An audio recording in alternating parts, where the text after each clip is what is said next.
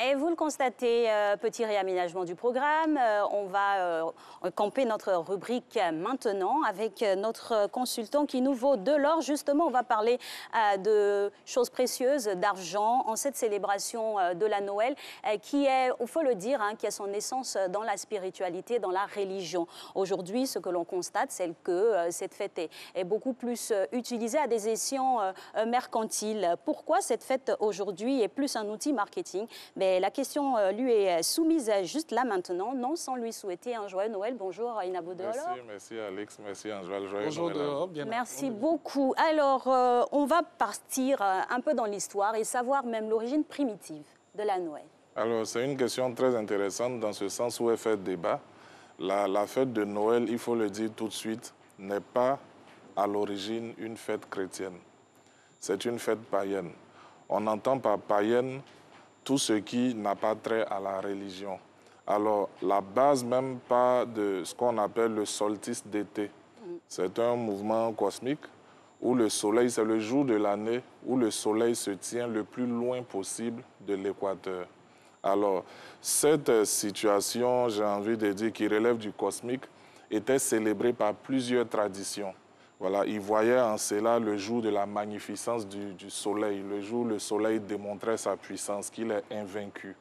C'est de là qu'est venu le terme Sol Invictus. C'est ça qui est célébré en fait par plusieurs cultures d'origine païenne, c'est-à-dire sans fondement religieux.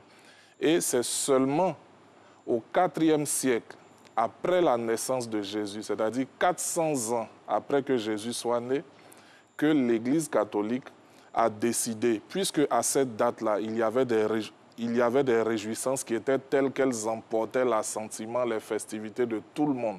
Donc l'Église catholique a décidé ce jour-là, puisqu'on célèbre le soleil, Christ pour l'Église catholique est le soleil invaincu. C'est le nouveau soleil qui ouvre la page à une nouvelle ère de gloire et de grâce. Donc ils ont décidé, l'Église catholique, de prendre ce jour-là pour y apposer la date anniversaire de Jésus. Sinon, nous savons tous, au regard de la Bible, que telles que les circonstances de la naissance de Jésus sont édictées, il ne pouvait pas s'agir d'un jour de plein hiver comme en décembre. Parce que le récit nous relate des bergers qui dormaient à la belle étoile avec leurs moutons, ce qui est impossible à faire en plein hiver. Et dans cette partie du monde, en Israël à l'époque, il n'était pas possible pour des individus normaux de venir là dormir parce que c'est un endroit du globe où il fait vraiment froid. Donc, l'Église catholique a posé sa fête à un jour qui servait déjà de pilier pour une célébration païenne. Il y a un autre aspect aussi, à savoir la musique. Et c'est sûr que ça vous fait sourire parce que vous adorez ça. On a parcouru les rues d'Abidjan pour avoir quelques petites réactions de nos intervenants sur la musique. On va y revenir, vous allez comprendre pourquoi.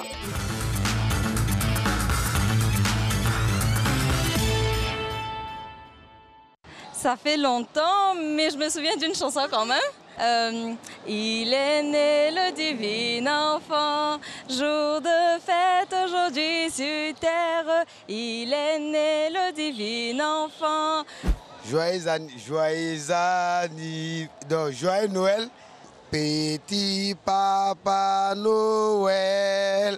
Quand il descendra du ciel avec des jouets pas misés, n'oublie pas mes petits souliers. Petit papa Noël, quand tu descendras du ciel.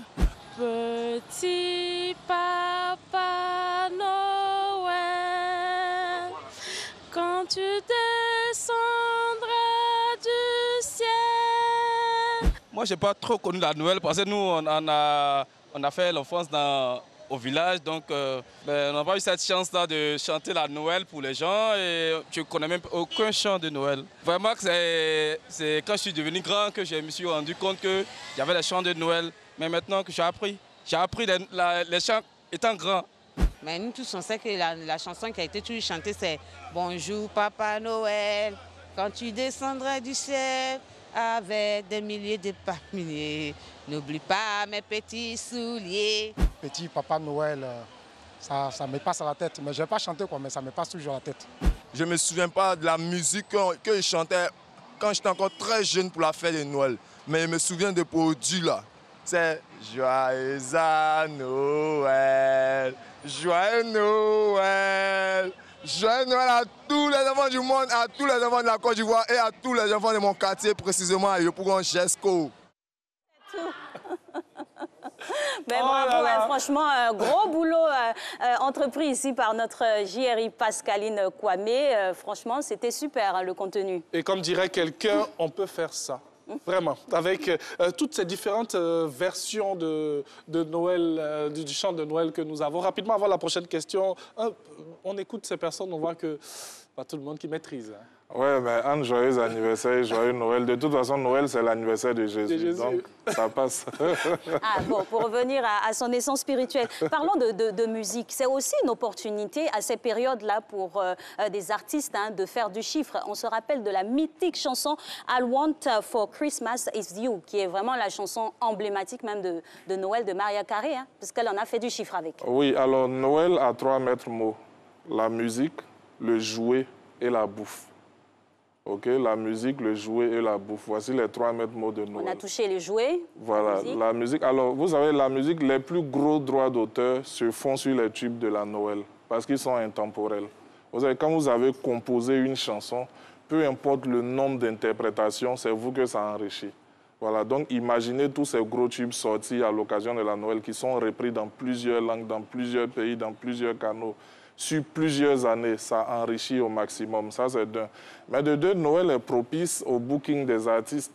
Les plus grands cachets, les plus grandes tournées sont généralement faites dans la période de Noël, dans les 2 dernières semaines du mois de décembre. C'est une période propice. Et c'est là qu'on juge, j'ai envie de dire, la pertinence du travail sur l'année d'un artiste. Vous verrez que quand un artiste performe dans l'année, c'est dans ces 2 dernières semaines-là qu'on arrive à démarquer qui a accompli de grandes performances ou pas. Donc Noël, c'est l'étape de vérité, en fait. Merci infiniment, Ina Baudelord, d'être passée sur notre plateau pour plancher sur le sujet de la Noël et du mercantilisme que l'on remarque de plus en plus. On vous souhaite de passer un joyeux Noël avec vos proches. Joyeux Noël, Ina Beau. Parce que c'est ce que vous avez suggéré. Alors,